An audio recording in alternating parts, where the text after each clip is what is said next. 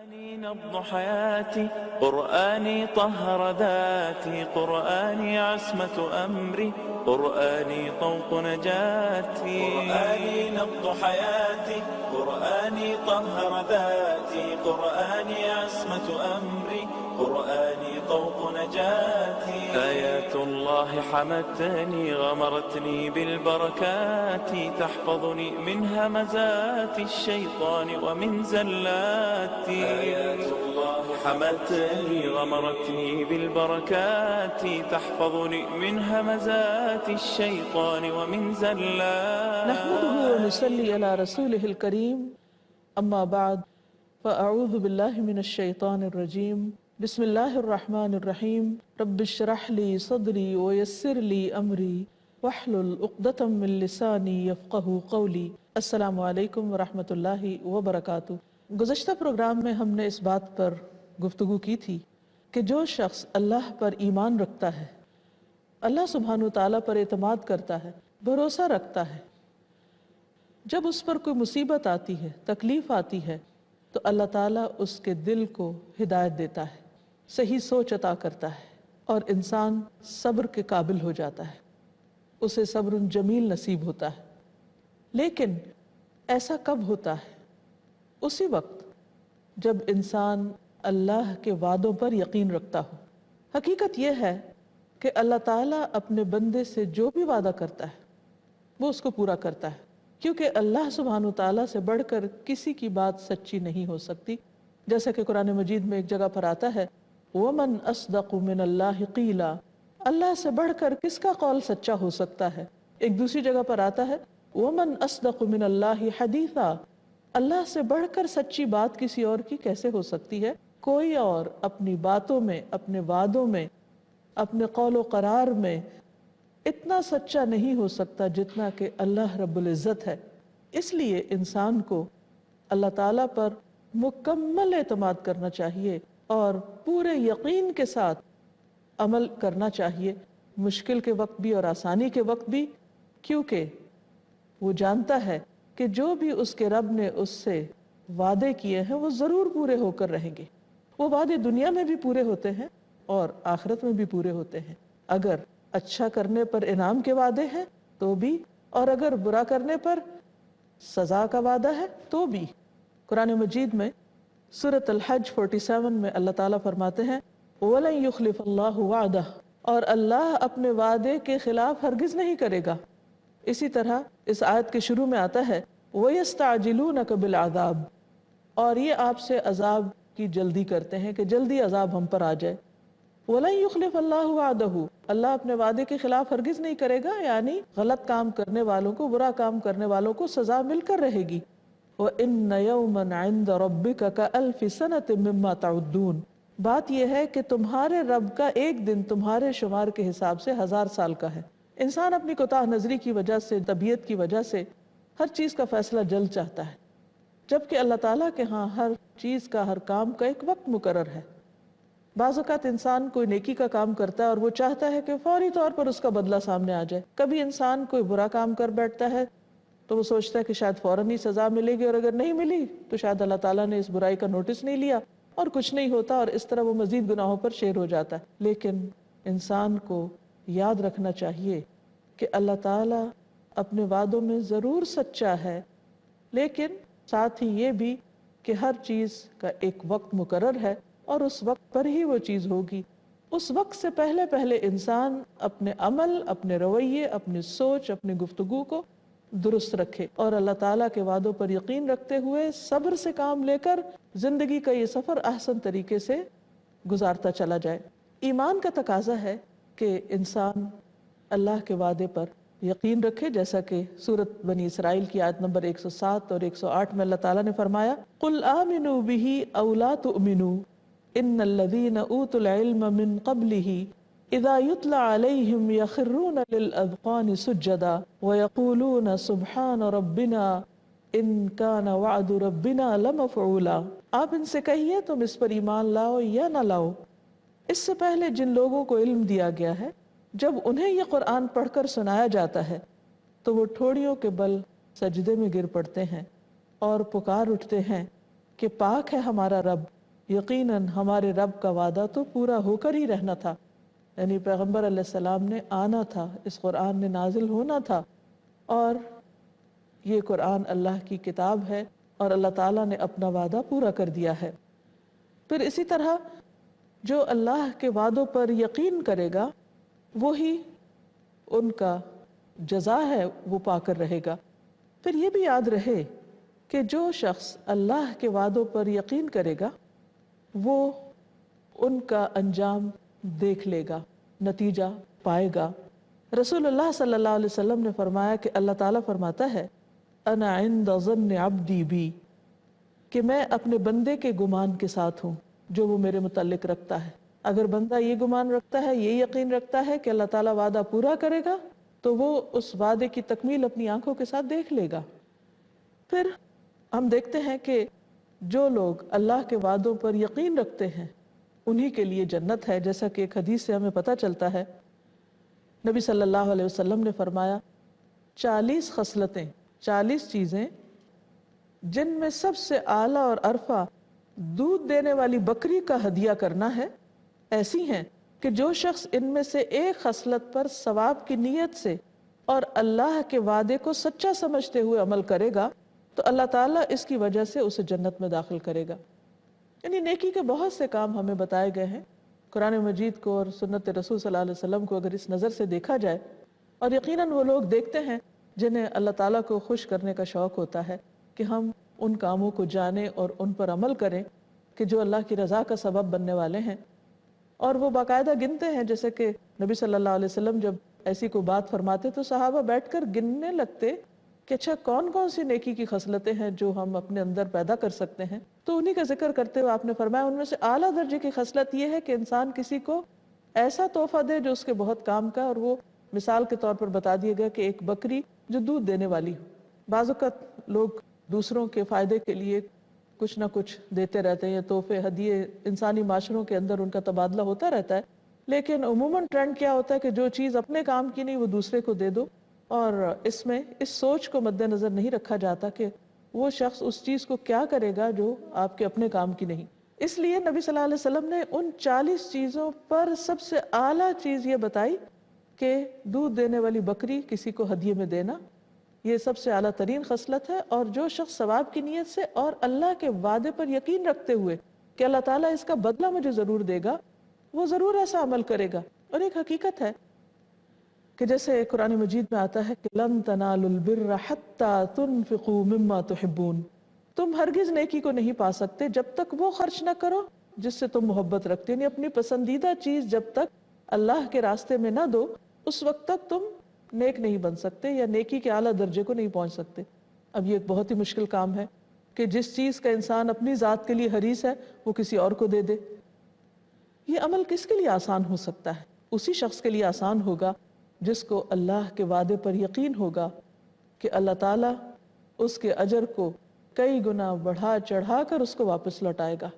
جیسے کہ اللہ تعالیٰ نے قرآن مجید میں فرمایا کہ من ذا الذی یقرض اللہ قرضا حسنا فیضاعفہ لہ اضعافا کثیرہ، کون ہے جو اللہ کو قرض حسنہ دے تو اللہ تعالیٰ اس کو کئی گنا بڑھا کر واپس کرے۔ اب یہ اللہ تعالیٰ نے ایک آفر دی ہے، کون ہے جو ایسا کرے گا اور اس کو اس کی بہترین جزا دی جائے گی اور کئی گنا زیادہ دی جائے گی۔ تو وہی شخص آگے بڑھے گا اس آیت پر عمل کرنے کے لیے جس کو یقین ہوگا کہ اللہ تعالیٰ نے جو بات فرمائی ہے وہ بالکل سچی ہے، اور اگر میں اللہ کی رضا کے لیے اللہ کے حکم پر عمل کروں گا تو مجھے اس کی جزا یقیناً لازماً مل کر رہے گی۔ تو ایسے شخص کے لیے پھر عمل کرنا کچھ مشکل نہیں ہوتا۔ ایسا انسان بڑے سے بڑی مشکل اور تکلیف اٹھا کر بھی اللہ کو راضی کرنے کے کام کر گزرتا ہے، خواہ اس میں بسا اوقات اس کو اپنی جان ہی کیوں نہ قربان کرنی پڑے۔ اللہ سبحانہ و تعالیٰ نے موسیٰ علیہ السلام کی والدہ سے 2 وعدے کیے تھے، ایک تو یہ کہ تمہارا بچہ ہم واپس لائیں گے، دوسرا یہ کہ اس کو ہم پیغمبر بنائیں گے۔ اور ان وعدوں کی تکمیل سے پہلے اللہ تعالیٰ نے ان کے اوپر ایک امتحان ڈالا تھا کہ تم اپنے بچے کو ٹوکری میں ڈال کر دریا میں بہا دو۔ یہ فیصلہ ایک بہت مشکل اور کٹھن فیصلہ تھا کہ موسیٰ اپنے بچے کو دریا میں بہا دیں۔ کسی بھی ماں کے لیے ایسی سوچ بھی دل کو ہلا دینے کے لیے کافی ہے۔ کہاں یہ کہ عملی طور پر وہ ایسا کرے۔ تو ہم دیکھتے ہیں کہ اللہ تعالیٰ کے وعدے پر یقین کرتے ہوئے موسیٰ علیہ السلام کی والدہ نے اللہ تعالیٰ کے اس حکم کی تعمیل کی اور بچے کو اللہ کے حکم کے مطابق دریا کی نظر کر دیا۔ قرآن مجید میں سورۃ القصص آیت 13 میں اللہ تعالیٰ فرماتے ہیں فَرَدَدْنَاهُ إِلَىٰ أُمِّهِ كَيْ تَقَرَّ عَيْنُهَا وَلَا تَحْزَنْ وَلِتَعْلَمَ أَنَّ وَعْدَ اللَّهِ حَقٌّ وَلَكِنَّ أَكْثَرَهُمْ لَا يَعْلَمُونَ۔ چنانچہ اس طرح ہم نے موسیٰ علیہ السلام کو اس کی والدہ ہی کی طرف لوٹا دیا، جیسا کہ اللہ نے وعدہ کیا تھا کہ اللہ تعالیٰ لوٹائے گا، تاکہ وہ اپنی آنکھ ٹھنڈی کرے اور غمزدہ نہ رہے اور یہ جان لے کہ اللہ کا وعدہ سچا ہے اور اللہ نے اپنا وعدہ پورا کر دیا۔ اکثر لوگ یہ بات جانتے نہیں، بعض اوقات انفارمیشن کی حد تک تو جانتے ہیں کہ اللہ تعالیٰ اپنے وعدوں میں سچا ہے، لیکن جب عمل کا وقت آتا ہے تو عمل میں پیچھے رہ جاتے ہیں، سستی کر جاتے ہیں، یقین نہیں ہوتا۔ تو انسان کے عمل میں بہتری اور خوبصورتی اسی درجے کی ہوتی ہے جس درجے کا اس کے ایمان کا لیول ہوتا ہے، یا یقین کا کہ اللہ تعالیٰ نے اس عمل پر مجھ سے جس جزا کا وعدہ کیا ہے وہ ایسا ہی ہے جیسے بتایا گیا ہے۔ بلکہ بعض اوقات تو اللہ تعالیٰ نے جو وعدے کیے ہیں وہ انسان سے مخفی رکھے۔ مثلا روزے کے بارے میں اللہ تعالیٰ فرماتے ہیں الصوم لی وانا اجزی بہ، روزہ میرے لیے ہے اور میں خود اس کی جزا دوں گا۔ کیا جزا ہوگی، کتنی ہوگی، بتایا نہیں۔ اب روزہ ایک خفیہ عبادت ہے، کوئی شخص روزے سے ہے یا نہیں کوئی دوسرا نہیں جانتا۔ اب وہ چیز جو انسان سب سے چھپ کر روزہ توڑ بھی سکتا ہے، لیکن صرف اس بھروسے پر کہ اللہ دیکھ رہا ہے اور وہ اس کی جزا دے گا، وہ کبھی ایسا نہیں کرے گا، اور وہ خوشی خوشی روزہ رکھتا ہے اور خوشی خوشی اللہ کے حکم کے مطابق افطار کرتا ہے۔ یہ سب کچھ کیسے ممکن ہے؟ صرف اسی وقت جب انسان کو اللہ کے وعدے پر یقین ہو۔ اس سلسلے میں ام موسیٰ کا واقعہ ہمارے سامنے ہے، جہاں ایک طرف خوشخبریاں ہیں، وہاں دوسری طرف اللہ تعالیٰ نے بعض اقوام کو عذاب کی دھمکی بھی دی، اور قرآن مجید سے ہمیں پتہ چلتا ہے کہ ایسا ہو کر رہا، جو اللہ تعالیٰ نے فرمایا ویسا اس قوم نے عذاب دیکھا۔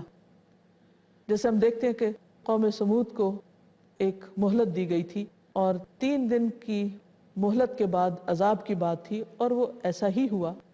اسی طرح باقی اقوام کے ساتھ بھی قرآن مجید میں آتا ہے فَعَقَرُوهَا فَقَالَ تَمَتَّعُوا فِي دَارِكُمْ 3 أَيَّامٍ ذَلِكَ وَعْدٌ غَيْرُ مَكْذُوبٍ، سورۃ ہود آیت 65۔ مگر انہوں نے اس کی کونچے کاٹ دی، یعنی اونٹنی کے پاؤں کاٹ دیے اور اس کو مار ڈالا۔ تو صالح علیہ السلام نے کہا اچھا اب صرف 3 دن اپنے گھروں میں مزے کر لو، یہ ایسا وعدہ ہے جو کبھی جھوٹا نہیں ہو سکتا۔ لیکن انہوں نے اس وعدے پہ یقین نہیں کیا، اور 3 دن جو انہیں مہلت ملی اس میں کوئی معافی نہیں مانگی، اور بالآخر یہی ہوا کہ ان کو تباہ کر دیا گیا۔ اسی طرح ہم دیکھتے ہیں کہ اللہ تعالیٰ نے بعض پیغمبروں کے ساتھ بھی کچھ وعدے کیے ہیں، اور اللہ تعالیٰ ان وعدوں کو پورا کرے گا۔ جیسے نبی صلی اللہ علیہ وسلم سے ان کی امت کے بارے میں بخشش اور رحمت کا جو وعدہ کیا ہے، اسی طرح ابراہیم علیہ السلام سے یہ وعدہ کیا جب انہوں نے دعا مانگی کہ یا رب مجھے قیامت کے دن رسوا نہ کرنا، تو یہ رسوائی ابراہیم علیہ السلام کے لیے ان کے باپ کے ایمان نہ لانے کی وجہ سے ان کے اندیشے کے طور پر تھی۔ اسی طرح ہم دیکھتے ہیں کہ اللہ تعالیٰ نے جو پیغمبروں سے وعدے کیے انفرادی طور پر، ان کو بھی اللہ تعالیٰ ضرور پورا کرے گا۔ مثلا ابراہیم علیہ السلام نے اللہ تعالیٰ سے دعا کی وَلَا تُخْزِنِي يَوْمَ يُبْعَثُونَ، کہ اللہ مجھے اس دن رسوا نہ کرنا جس دن لوگ اٹھائے جائیں گے، یعنی قیامت کے دن۔ اس بارے میں حدیث میں آتا ہے کہ نبی صلی اللہ علیہ وسلم نے فرمایا کہ ابراہیم علیہ السلام اپنے والد آزر کو قیامت کے دن گرد آلود سیاہ دیکھیں گے، یعنی وہ گرد میں یا مٹی میں اٹے ہوئے ہوں گے کہ کوئی اور پہچان نہیں سکے گا ان کو، اور پھر اس کے بعد ان کو آگ میں پھینکا جائے گا۔ تو اس طرح اللہ تعالیٰ ابراہیم علیہ السلام سے بھی اپنا وعدہ پورا کرے گا۔ پھر ابو سعید خدری سے روایت ہے کہ رسول اللہ صلی اللہ علیہ وسلم نے فرمایا جب اللہ تعالیٰ مومنین کو آگ سے خلاصی دے گا، کیونکہ ان کے دل میں ایمان ہوگا، جب وہ اپنے گناہوں کی سزا بھگت چکیں گے تو بالآخر جہنم سے نکال لیے جائیں گے ایمان کی وجہ سے، تو اللہ تعالیٰ فرمائے گا کہ جہنم سے اس کو بھی نکال لو جس کے دل میں 1 دینار کے برابر ایمان ہے۔ پھر فرمائے گا اس کو بھی نکال لو جس کے دل میں نصف دینار کے برابر ایمان ہے. پھر فرمائے گا اس کو بھی نکال لو جس کے دل میں رائی برابر بھی ایمان ہے. تو ابو سعید خدری کہتے ہیں جو اس کو سچ نہ جانے، یعنی اس وعدے کو، وہ قرآن کی یہ آیت پڑھ لے، ان اللہ لا یظلم مثقال ذرۃ وان تک حسنۃ یضاعفها ویؤت من لدنہ اجرا عظیما. سورۃ النساء آیت 40 کہ اللہ تعالیٰ تو کسی پر ذرے برابر بھی ظلم نہیں کرتا. اگر کسی نے کوئی نیکی کی ہو تو اللہ تعالیٰ اسے دگنا چگنا کرے گا اور اپنے پاس سے بھی بہت بڑا اجر عطا فرمائے گا. یہ بھی اللہ کا وعدہ ہے. اس لیے انسان کو کوئی بھی نیکی کرتے ہوئے، خواہ وہ چھوٹی ہو یا بڑی ہو، اللہ کے وعدوں پر یقین کرتے ہوئے خوش دلی سے کرنی چاہیے اور اجر عظیم کا یقین رکھنا چاہیے، کیونکہ اللہ تعالیٰ کے خزانے وسیع ہیں. مثلاً ایک حدیث میں آتا ہے کہ اللہ تعالیٰ صدقات کو قبول کرتا ہے اور انہیں اپنے دائیں ہاتھ میں لیتا ہے اور ان کو بڑھاتا ہے جیسے تم میں سے کوئی اپنے بچیرے کو پالتا ہے. پھر اسی طرح ایک اور جگہ پر آتا ہے کہ اللہ تعالیٰ ایک لقمے کو پہاڑ برابر کر دیتا ہے. اب یہ اللہ کا وعدہ ہے. اب اگر انسان کے پاس زیادہ خدا کی راہ میں دینے کو کچھ نہ ہو، یعنی صدقہ کرنے کے لیے کچھ نہ، بس ایک لقمہ ہو، اور وہ اسے سچی نیت کے ساتھ، اجر کی نیت کے ساتھ اللہ کی خاطر اپنے منہ میں لے جانے کے بجائے کسی اور کو کھلا دیتا ہے رب کی رضا میں، تو یقیناً اللہ کا وعدہ سچا ہے اور اللہ تعالیٰ اس کے اس جذبے کو قبول کرتے ہوئے انشاءاللہ اس ایک لقمے کو پہاڑ بنا سکتا ہے اور بنا دے گا. یہ چیز انسان کو بہت بڑا حوصلہ دیتی ہے، اس کے اندر نیکی کا جذبہ پیدا کرتی ہے. پھر انسان چھوٹی سے چھوٹی نیکی کو بھی حقیر نہیں سمجھتا، جیسا کہ نبی صلی اللہ علیہ وسلم نے فرمایا لا تحتقرن من المعروف شیئا ولو ان تلقى اخاك بوجه طلق، کہ نیکی کے کسی بھی کام کو حقیر نہ سمجھو، خواہ وہ تمہارا اپنے بھائی کو کھلی پیشانی یا کھلے چہرے کے ساتھ ملنا ہی کیوں نہ ہو، یعنی اسمائلی فیس کے ساتھ، اس کو بھی تم معمولی نہ سمجھو، یہ بھی صدقہ ہے. جیسے ایک اور حدیث سے پتہ چلتا ہے تبسمک فی وجہ اخیک صدقہ، تمہارا اپنے بھائی کو دیکھ کے مسکرانا بھی صدقہ ہے. بہت سے لوگ اس صدقے کے بہت سے مواقع کھو دیتے ہیں اور اسے کچھ ضروری خیال نہیں کرتے، لیکن اگر کسی کو اللہ کے وعدے پر یقین ہو کہ اللہ تعالیٰ میری اس مسکراہٹ کو میرے حق میں صدقہ لکھ دے گا، تو وہ یقیناً دوسروں سے ملاقات کے وقت ضرور مسکرائے گا. اس طریقے پر انسان کی زندگی میں ایک بہت مثبت تبدیلی آتی ہے اور یہی دراصل مطلوب ہے. اور یہ تبدیلی اس وقت تک آ نہیں سکتی جب تک کہ اللہ کے وعدوں پر یقین نہ ہو. بعض اوقات انسان اپنے دل میں نیکی کا کوئی ارادہ کرتا ہے اور وہ اپنے ارادے میں سچا ہوتا ہے، تو اللہ تعالیٰ اس کے اس ارادے کو بھی قبولیت بخشتا ہے، اس کی نیت کو بھی قبول کر لیتا ہے اور اس کے لیے اس نیکی کی راہ ہموار کر دیتا ہے. مثلاً ہم حدیث میں دیکھتے ہیں غزوہ خیبر کے موقع پر آپ صلی اللہ علیہ وسلم نے ایک اعرابی کو کچھ مال دیا، مال غنیمت میں سے کچھ حصہ دیا. تو وہ کہنے لگا کہ اے اللہ کے رسول صلی اللہ علیہ وسلم، میں اس مال کے لیے آپ کے ساتھ نہیں چلا، میں تو اس لیے آیا ہوں تاکہ میری اس جگہ پر، حلق کی طرف اس نے اشارہ کیا، اس جگہ پر مجھے تیر لگے اور میرا اس میں انتقال ہو جائے اور میں جنت میں داخل ہو سکوں. آپ صلی اللہ علیہ وسلم نے فرمایا اگر تم سچ کہتے ہو تو اللہ بھی تمہاری آرزو پوری کر دے گا، اللہ بھی اپنا وعدہ سچا کر دے گا. کیونکہ ایک اور حدیث میں آتا ہے نا کہ میں اپنے بندے کے گمان کے ساتھ ہوتا ہوں، یعنی بندہ جیسا میرے بارے میں سوچتا ہے میں اس کے ساتھ ویسا ہی معاملہ کرتا ہوں. تو اس بندے نے مال کے لیے آپ کے ساتھ غزوہ نہیں کیا بلکہ شہادت کے لیے کیا، تو آپ نے اس کو یقین دلایا کہ اگر تم اپنی بات میں سچے ہو تو اللہ تعالیٰ اس کو ضرور پورا کر دے گا. پھر کچھ دیر تک لوگ ٹھہرے رہے، اس کے بعد دشمن سے جنگ کرنے کے لیے اٹھے. لوگ اس کو رسول اللہ صلی اللہ علیہ وسلم کی خدمت میں لے کر حاضر ہوئے. اس شخص کے اسی جگہ پر تیر لگا ہوا تھا جہاں اس نے اشارہ کیا تھا. آپ صلی اللہ علیہ وسلم نے فرمایا کیا یہ وہی ہے؟ لوگوں نے کہا ہاں یہ وہی ہے. آپ نے فرمایا اس نے اللہ سے سچ کہا اور اللہ تعالیٰ نے بھی اس کی تمنا پوری کر دی، یعنی اللہ نے بھی اپنا وعدہ پورا کر دیا. اسی طرح ایک اور روایت بھی ہمیں ملتی ہے.